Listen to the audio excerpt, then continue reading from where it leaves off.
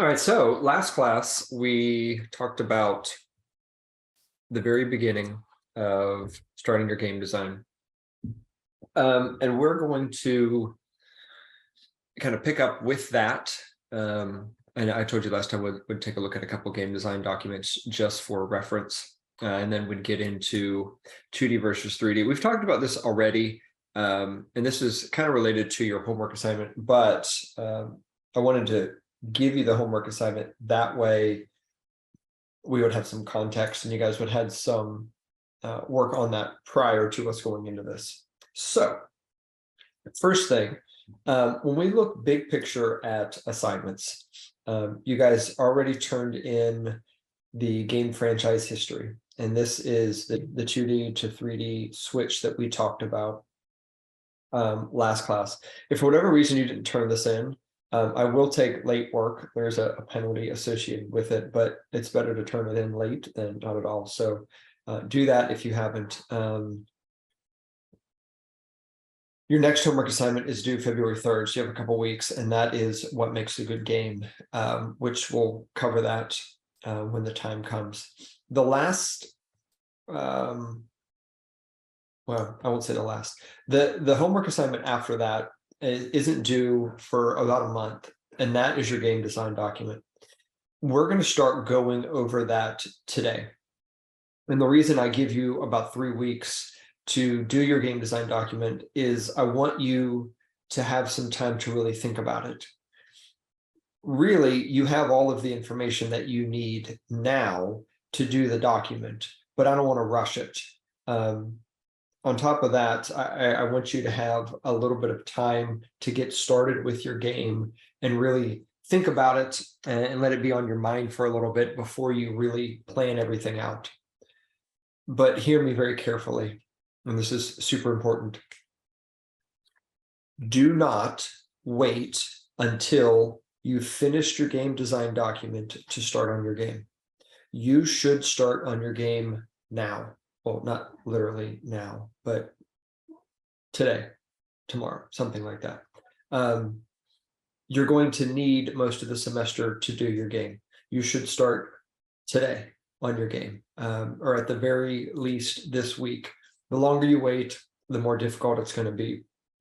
And so it's designed on purpose for you to start on your game now, and then a few weeks later, you're going to turn in your game design document.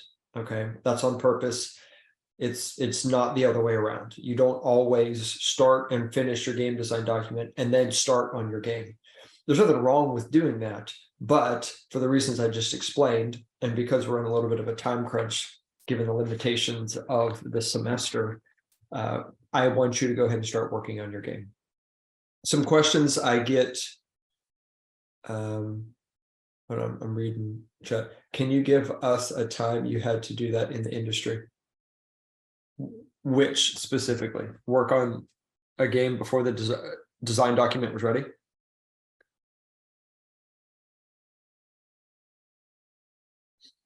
So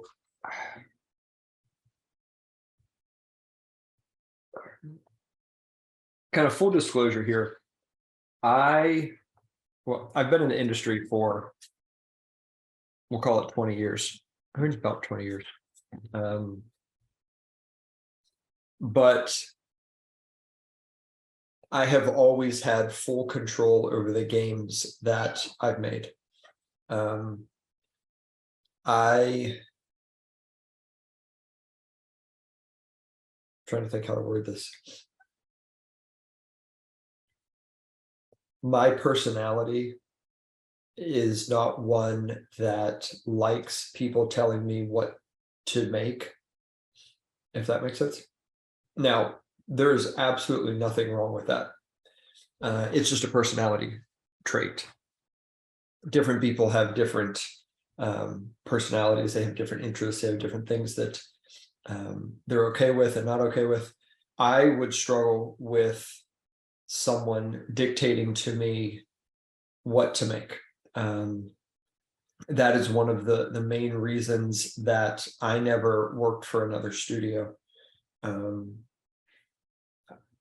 And again, there's absolutely nothing wrong with that. Some people like the freedom of not having to worry about making those kind of decisions. They just like working on games, they like coding, and they want to have somebody tell them exactly what to do so they don't have to think about it. There's nothing wrong with that, but that's just not my personality. And I'm too much of a capitalist to spend all of my effort working on a game that I'm going to have such a little part in.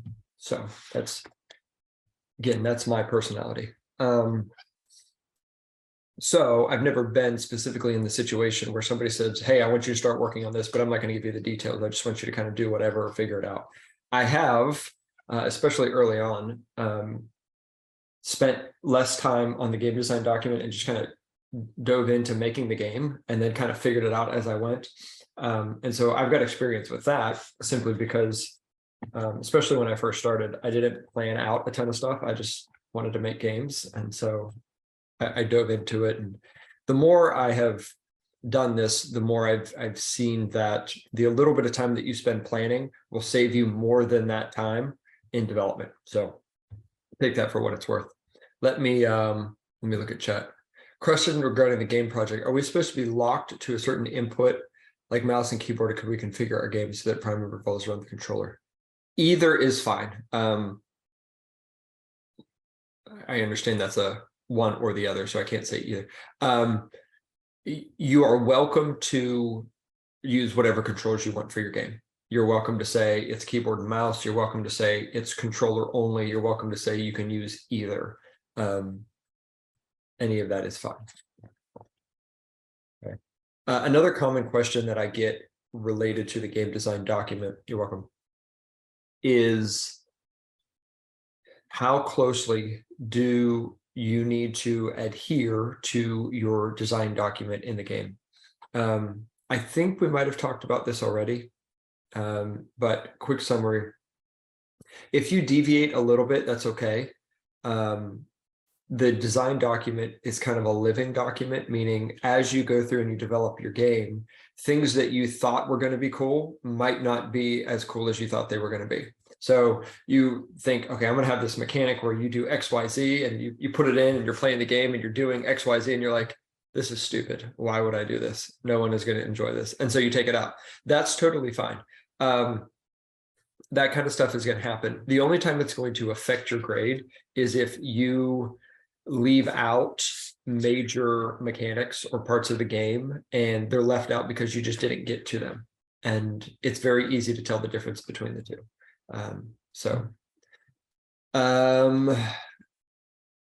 Is this, I'm reading chat, is this like last class where the games you make are effectively UNCC property and copyright?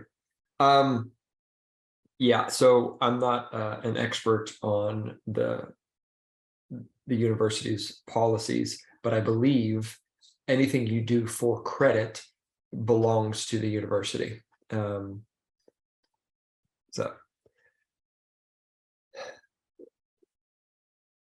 So just keep that in mind. Obviously, you could use it as a starting point. If you plan to release the game later, just you'll have to add and make changes to it and stuff like that. Should we be concerned about balancing issues in our game, like a level being too easy, difficult? Yes, that's part of the game design process. Now, don't stress out too much. Like we looked at that flow chart last time, where we want to balance the user skill with the difficulty of the game. As long as it's somewhat close, it'll be fine. In a game setting like this, there's going to be such a wide variety of skills between the users that it's balance it to you is what I will say. Make it challenging for you, and don't worry about users outside of you. Okay. Other questions while we're getting started?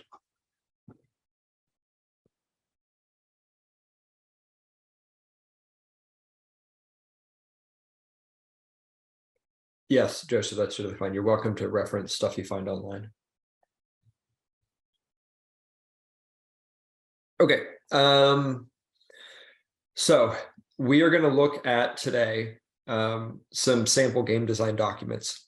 I think it's wise for you not only to go ahead and start working on your games, but go ahead and start writing out some of your ideas for the game in the game design document format. You'll finalize it and turn it in on February 10th or before February 10th, but go ahead and start on it now. You're going to be doing it and you're going to be working on the game for the next few weeks. This homework assignment is very brief, but it'll pop up kind of in the middle. Okay, so let's pop over to modules. I've provided 2 sample game design documents. These are ones that I created. I didn't create them specifically to show as an examples. These are created purely for my own information as I was working on these games. Now, this game is like 10 years old. It's a Flash game. It's really old. This game never got finished, but either way, we'll work through them. Before I open those, I do want to show you, if you go to assignments and game design document, I do provide an outline. Okay, and I want to look at this. I want to look at this specifically because I want to chat about what I'm looking for in it. One reason that I provide you 2 design documents as examples is I want you to see how different they are.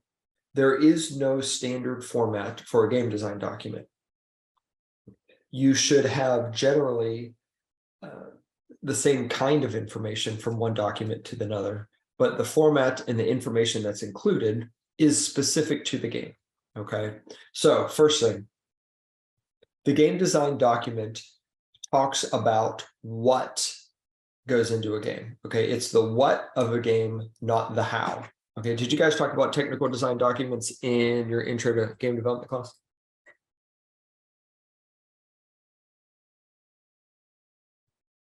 Yes, okay. So the difference between the two, big picture wise, is technical design documents explain how things are going to be set up and coded inside of the game. It's kind of the developer side of the design document. The game design document, or the GDD, talks specifically about the content of the game. So anybody should be able to read that. Anybody that is familiar with games should be able to read that and get an idea of what's in the game. But the technical design document is more for the developers and the people working on the game.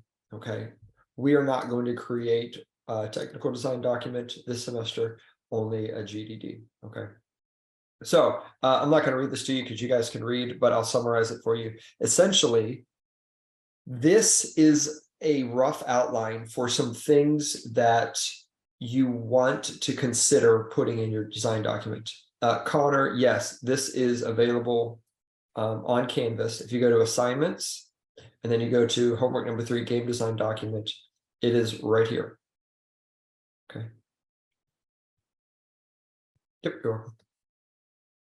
So, hear me very clearly. You do not need to fill out this template. This template is not everything that you need to include. It also includes things that you won't need to put in for your game. Okay. I've included in this template a lot of things that are normally included in a game design document, but some of them may not relate or correspond to things that you are doing in your game. In that case, simply omit them.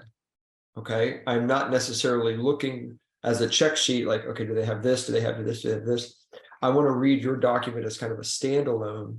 And as long as you accurately depict your game through the document, it's fine. Okay. So obviously I'll say it this way. Obviously, everybody is going to have some of these components. Like everybody's got a game name. Everybody's going to have mechanics in their game that they're doing. Okay. But not everybody is going to have a story, setting, and character. That's only going to be for certain kind of games. Maybe your game doesn't really have levels. Maybe it's something else. Maybe your game doesn't have AI. Okay, so if you don't have those aspects, simply leave it out of your game design document. Questions on that?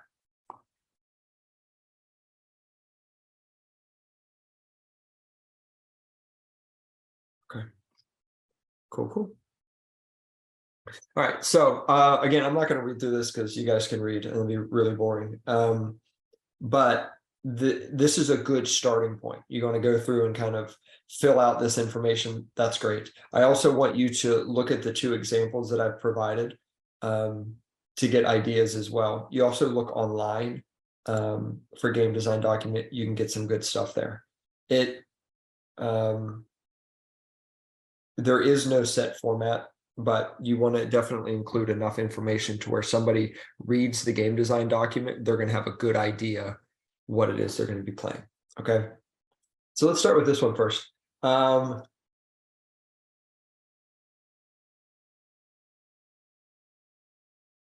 don't know if you can still play this game online. I don't know if I have.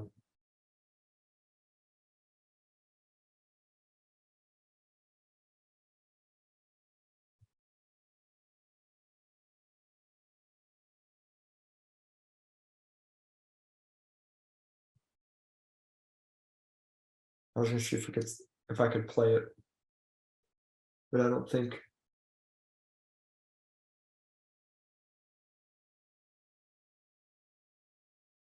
Maybe.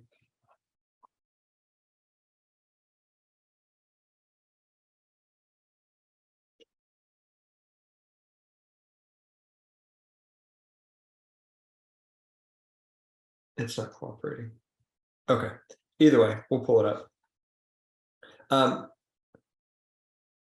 So here's, again, I'm not going to read all through this because you guys can do this. The game design document is both for you making the game to get your ideas down, and it's also for people that are interested in checking out information about the game. Okay, for this class, it's mostly going to be for you.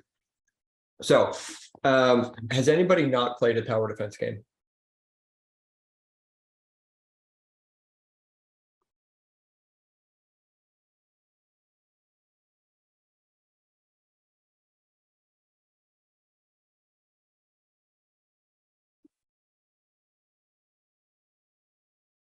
Okay. Well, so a little bit of background on this. Hands of War was a series of Flash-based RPGs that I did. I did three of them, and the whole idea with the RPGs was a faction-based choice playthrough. So the way it works is the game starts out and there are rival factions doing different things, trying to spread their influence on the world. And as you played through the game and leveled up your character, you would choose which factions you wanted to side with. And they would have their own path and own storyline and all that sort of stuff that you would go through. I made this tower defense game after the second Hands of War. And so it had a lot of the components from the RPG in the game, all the factions that you would go through. And the idea, and there was a storyline with it as well. You were going through and trying to bring everybody together. And so you would go from like one camp to another and help defend their bases, essentially. And as you do that, you would build reputation with these factions and it would unlock stuff. And as it unlocked stuff, you would get new towers and all that sort of stuff.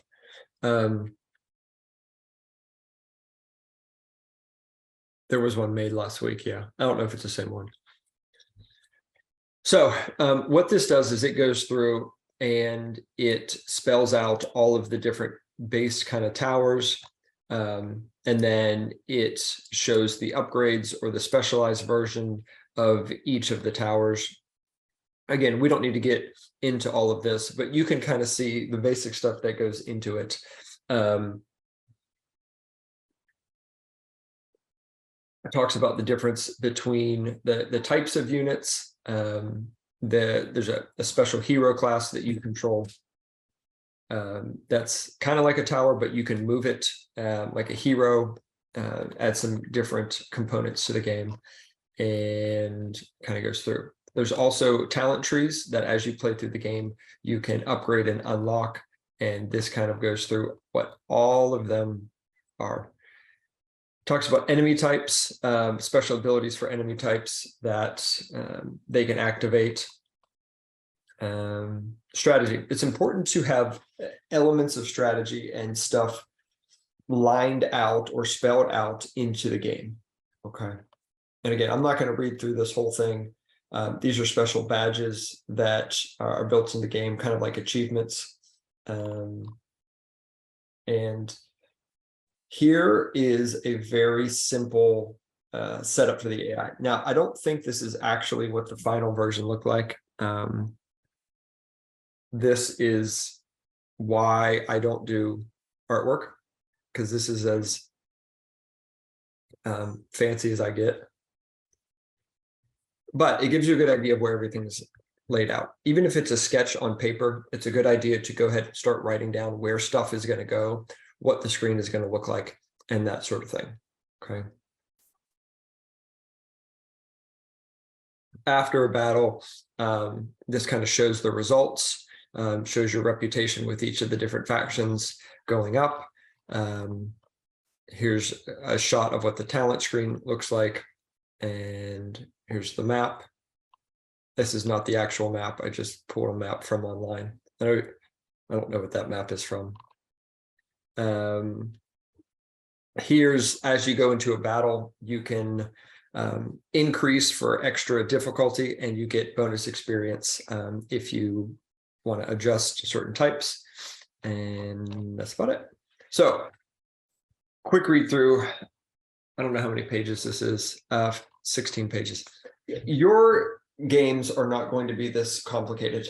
This was a relatively complicated tower defense game for the time, especially for Flash.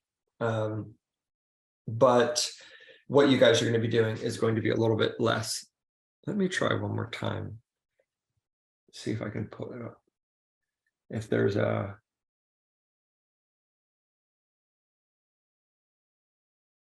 Let me see if I can build of it.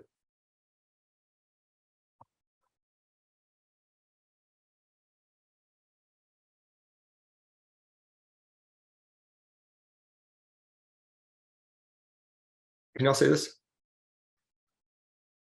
Yep, we can.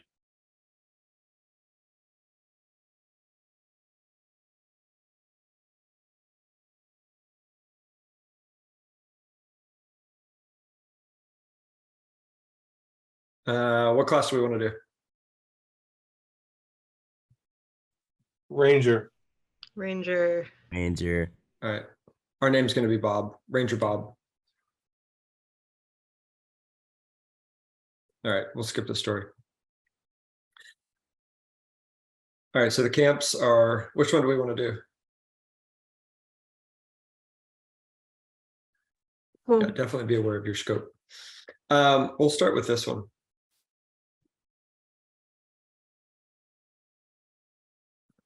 We'll just go normal everywhere.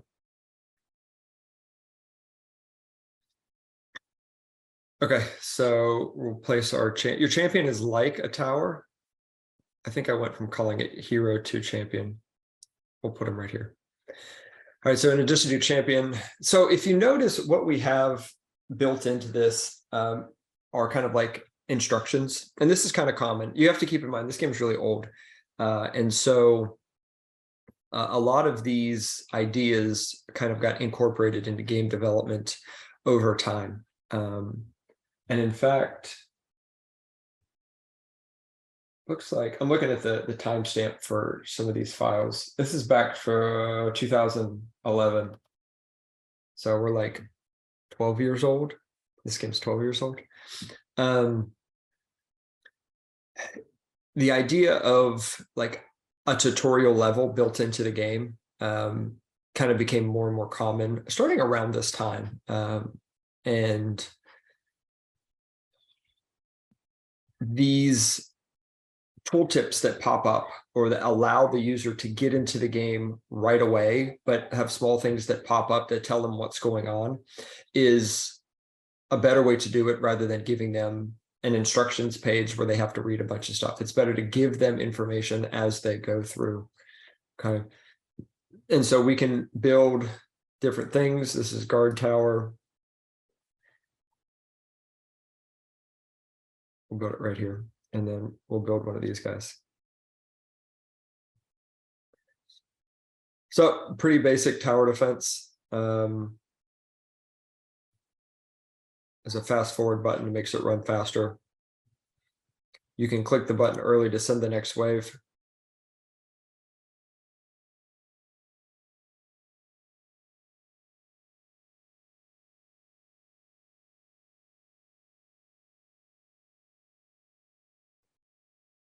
So there's upgrade mechanics.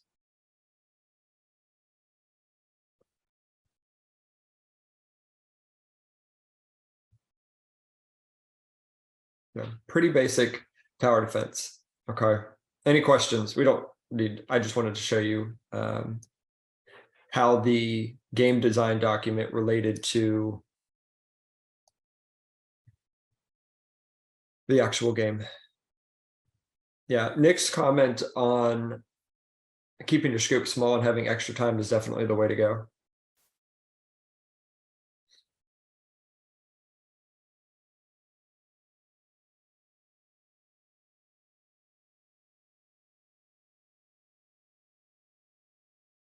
We'll finish this round and I'll show you the other two windows so you can see how the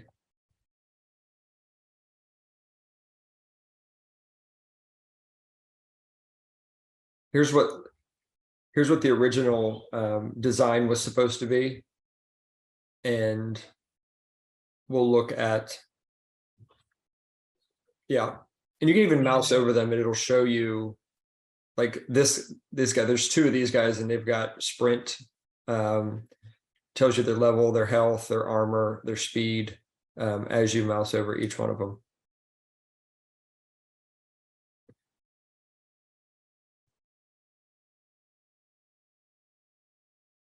All right, so here's the last wave.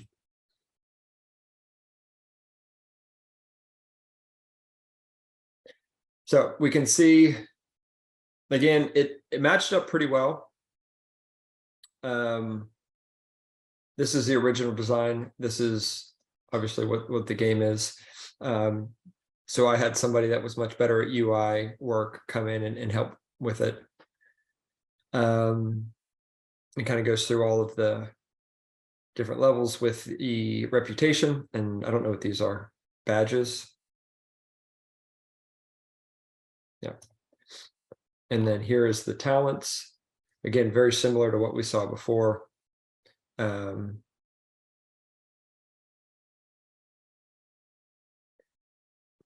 then as you unlock all of the ones in the uncovered area, it will open new areas. And that's it. So that's that game. You may be able to find it online somewhere. It used to be in lots of places for free with Flash shutting down. I don't know if that's something that you can still do. Okay. All right. Any questions on the tower defense game design document and how it may relate to what you guys need to do? Nope. Yeah. So what I showed you is really, really big in terms of scope. You guys are not going to do anything near that big. There's a lot of mechanics in that game. In fact, I forgot how many things I put, like the whole talent trees and your reputation and the badges and all that sort of, that's a lot. And so no, you don't need to have anything near that big. Keep it small. Like I said before, I'd rather you do something that's smaller scope but really well rather than doing way too much. Okay. All right, let's look at the second one. This is for a very similar idea, but instead of a tower defense game, it was actually a card game. And this was going to be online where you would play against other people. And it's a standard, I don't even know what the term is. trading card. You don't trade cards. Collectible card game, I guess is what I called it, but it's a turn-based card game. Yeah, there's a bunch of different games like this. Blizzard Is did it one. like What was that game called? Hearthstone or Yeah, that's Yu-Gi-Oh or it. something? Yeah, it's similar to Hearthstone, similar to Magic the Gathering, similar to, there's a handful of games like that. This was after Hands of War 3, I started looking at doing this. I designed almost all of the game, and then Axis Football was getting popular, and so I decided to work on that instead. So this game never got built. Maybe one day I'll go back to it, but it had some unique components to it where the placement and the location of your cards affected what they could do. So most of the card games that I had seen, there was like a main play area where you would play cards and your opponent would do the same thing, but it was a single area. And so this, you actually have 3 different areas where you could place cards, and you could move them between the areas, and your opponent could do the same thing. And then when you would attack with your cards, each card had a range for how far it could attack. And so there was a lot of strategy based off of where you placed stuff, not only so that you could attack, but so that you couldn't be attacked by your opponent. So this is kind of a sample shot of what the game board would look like and the inventory. You had all the phases to your turn, and that sort of thing. So yeah, it's like a deck building game, I think. Probably makes more sense. Somebody mentioned it in chat. It's like Gwent, like Gwent, the game from The Witcher. I never played The Witcher. If you have any time, it is free to play. So if you ever want to just pick it up, it's exactly like that. It's honestly like they probably copied it from you, but yeah, it's like Gwent. I got you. So there's 3 different levels, kind of thing. Yeah. So I mentioned it in chat. It's like the person's opponent, they also have 3 different levels. It's exactly like that, where there's like a range area where we put range units, a close melee units with melee units, and then like a mid range. And you can like put like area effects, but it only affects the areas that the players or the pieces that are in. It's like exactly like this verbatim. It's crazy. I got you. That's crazy. That's interesting. All right, so it goes through and it explains. Yeah, they copied, definitely. This was done, when did I do this? Hang on.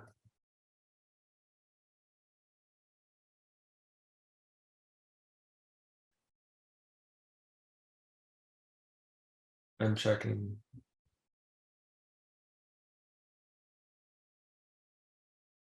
These were done 2013. So I don't know when the Gwent came out, but all right. First thing we do is we go through the different card types. So there's creatures, they can actually attack. There's spells, those are single use type cards. There's enchantments. These are cards that stay in play, but aren't creatures to be attacked, or that can attack. And then you have your battle standard, which is essentially your health. And it's when your battle standard is destroyed, game's over. So that's the object of the game. And what I would suggest for all of you, when you are working on your game design documents, you need to ensure that the main objective to the game is made very clear from the start. Okay. So Gwent came out in 2018. So yeah, they definitely copied me. This was way before then. Okay. So we talk about gameplay, the phases of the turn. So at the beginning of the turn, you go this and then this, and it kind of goes through. And so all of you have played enough video games. All of you have played enough tabletop board games that you know how to explain games to other people. Your game design document should be very similar to that. Okay. So all of this is spelled out very explicitly as far as the order that things happen in a turn. We won't obviously read through all of these, but it gives you an idea. It talks about how you actually go through and like the resources needed to use the cards. And so there are different colors, there's black and green, and this requires essence. Essence is essentially the resource that you use to cast cards. So good question. Do you need any screenshots, art, or design doc as you have included? So this is, I was pretty far along with the game when I put this design document together. No, I don't expect you to have all this stuff. I would at a minimum suggest that you put in some sketches for what the UI would look like in terms of, because if we see a screenshot of a game and we see the interface and what options are available on the interface, we get a really good idea automatically of what the game is going to be like. And so even if it's a hand-drawn sketch, similar to what I had in the previous one, where it was like, it wasn't a hand-drawn sketch, but it was just very basic in terms of like no color, everything was gray, just rectangles and basic text, no pretty formatting or that sort of stuff. That's fine. Even if it's hand-drawn, that's also fine. Okay.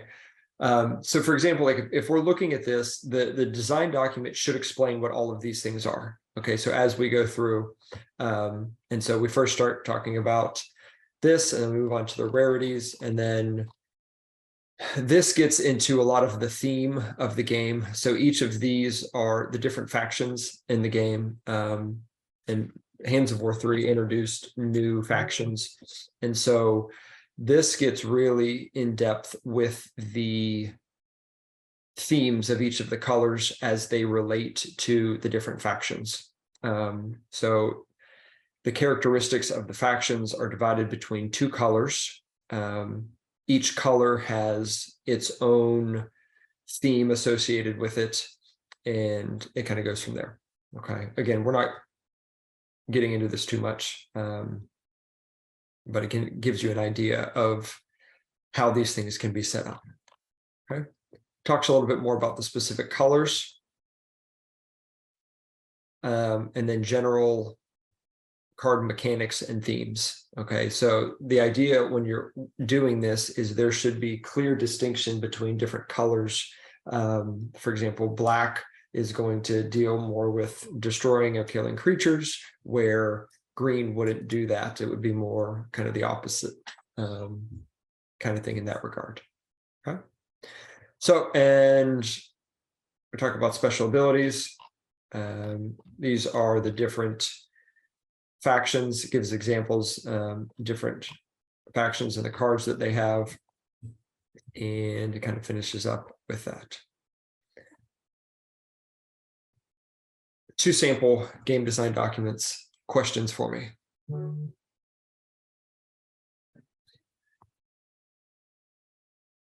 Samuth asked a good question in the chat.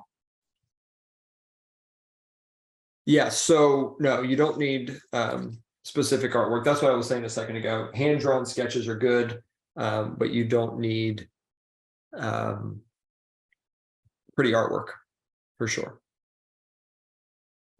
Okay, what other questions? Okay,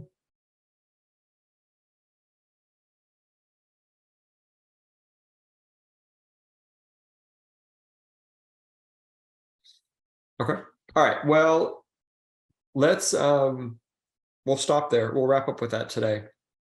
What I would like to do is next class on Thursday, let's go through this.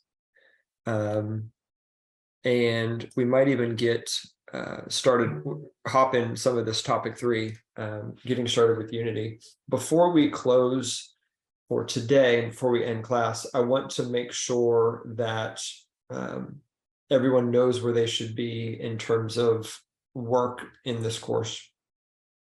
So everyone should have turned in homework 1, which was the 2D to 3D franchise. This week, you need to do 2 things specifically. 1, you need to get started on your game design document. hopefully we've covered enough information today. We have everything you need. Go to assignments, go to homework 3. I know it's weird to skip over homework 2, but go to homework 3.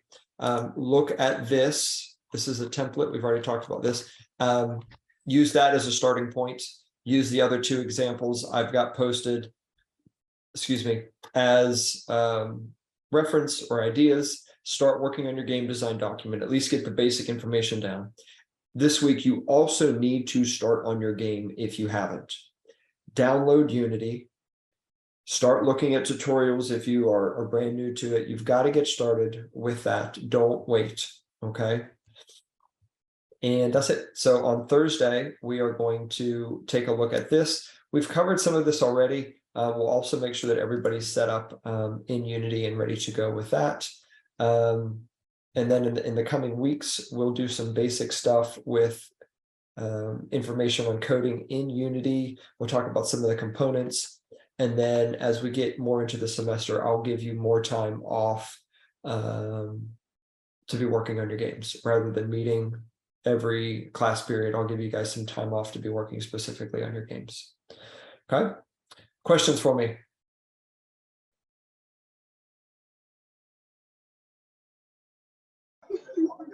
Thank you for the class, Professor. You're welcome. All right, I'll see you guys. If you have any questions between now and Thursday, just shoot me an email. Otherwise, have a wonderful day. You too. Thank you. You See you too. guys. you. You too. You Thank too. you. Thank you, and what version?